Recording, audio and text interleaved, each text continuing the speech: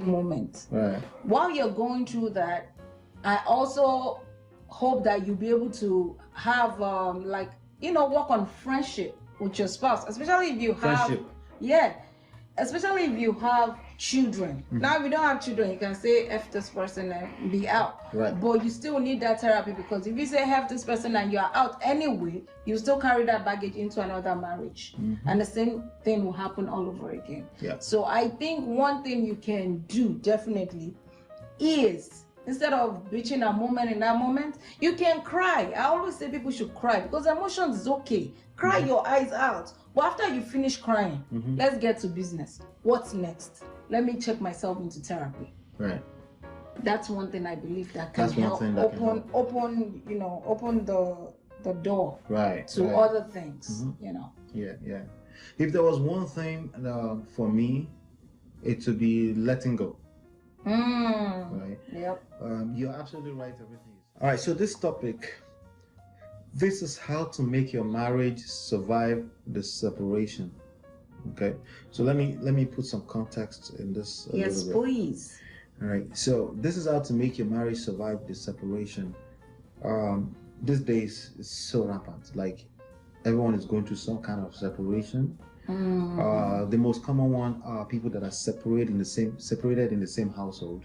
They're still living together. Bills, all the children. People are going straight 2, 3, 4, 5 weeks. Already call it quits.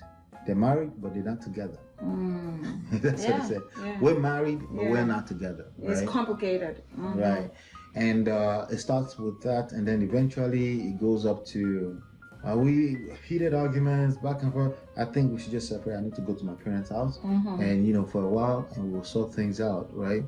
So it's usually not, there's a lot of young men running around town talking about the statistics of 80% of women are the one initiating divorce. Now, no one wants to talk about the previous 3 years before she initiated the divorce. No, they don't talk about the good times. Okay. That's not to say that men are not going through a lot, right?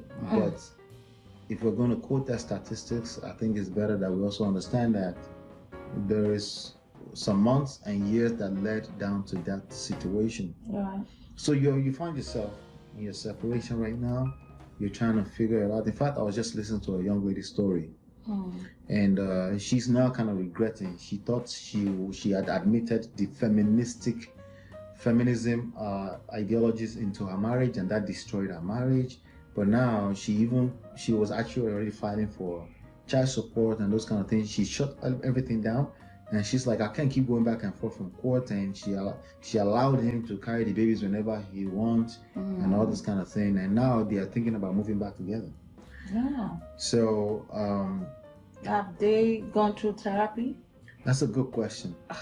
Because I don't know. Because again, you can't run from your own shadows. You can't run back into a relationship without making sure you go through proper healing.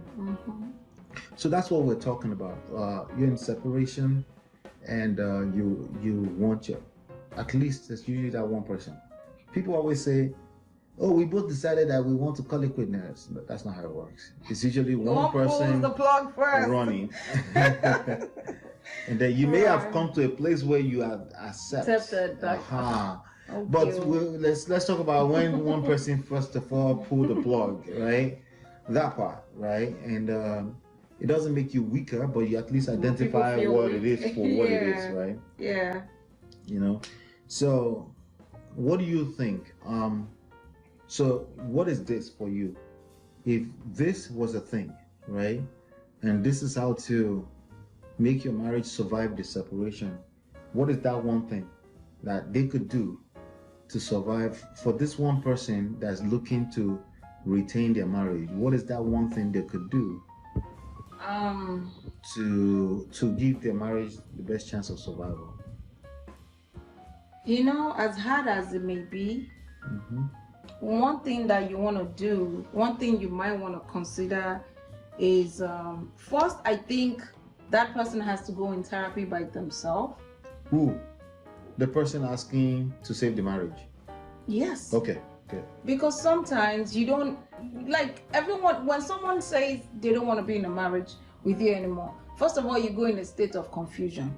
You don't know what's going on. Right. And then you go through the process where you feel so hot and you're blaming and all that stuff, and you're angry.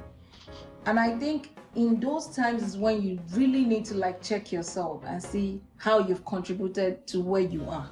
Okay. So therapy in terms of healing, because that will help you be more open-minded towards the other person, because you're already focusing on healing your own problems. Right. And you're already taking accountability by yourself, because people are so fond of holding other people accountable, but they don't hold themselves accountable. Right. Why we are here today? When you talk to a third party, especially a licensed therapist, they might be able to help you see the things that no one else has told you, or something you've heard but you didn't want to listen to. Right. So the veil will come off a little bit, right?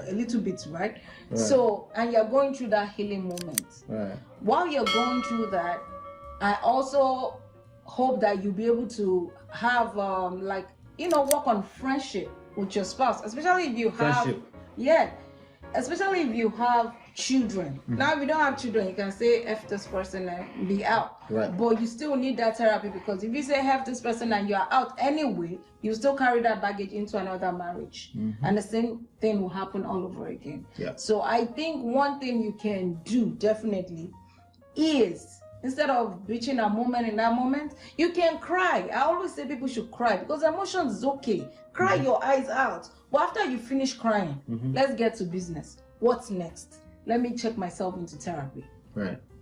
That's one thing I believe that can help open the door to other things. Yeah. If there was one thing for me, it would be letting go. Right. Yep. You're absolutely right, everything you said, because the natural thing to do is to have resentments. You know, once you start, there's no way why somebody will pull the plug on a marriage that you care about, that you won't resent them. That's the natural feelings. It's very that comes natural. with that, you know. But we also know that the good feelings that may come with you holding that resentment is short term. We know that. At the end of the day, you pointing fingers at them and calling them names and all those different things, or joining the red pill community and then generalizing women, it makes things worse for you. Yeah. Because you're going to miss out on life and love in that space. And you'll be a part of misery love company. I'm sorry, I'm not calling anyone names. Yeah, because you will assume every other marriage you see is going through the same thing. You know, every time somebody is separated from their wife, the first thing you're gonna say is that, let me know once they're feeling blowing her back house, right?